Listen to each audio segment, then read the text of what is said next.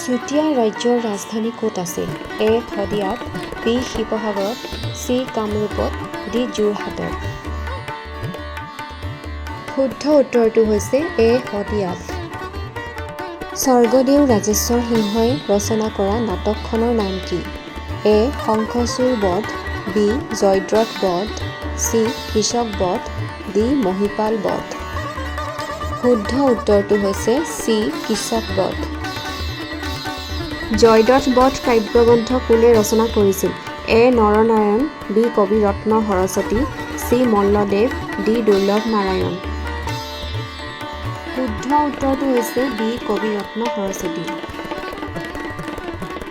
প্ৰথমজন বৰপাত্ৰ গোহাঁই কোন আছিল? এ. চুতাফা, বি. কনচেং, চি. বদন, ডি. শুক্লাংমুং। শুদ্ধ উত্তৰটো হৈছে বি. কনচেং। কোন ৰজাৰ দিনত ধোদৰ আলি নিৰ্মাণ কৰা হৈছিল? এ. শুক্লধ্বজ সিংহ, বি. গদাধৰ সিংহ, চি. ৰুদ্ৰসিংহ, ডি. লক্ষ্মী সিংহ। শুদ্ধ উত্তৰটো হৈছে বি. গদাধৰ সিংহ। এনেধৰণৰ ধুনীয়া জিকে আৰু শিক্ষামূলক ভিডিঅ' পাবলৈ আমাৰ সৈতে জড়িত থাকক।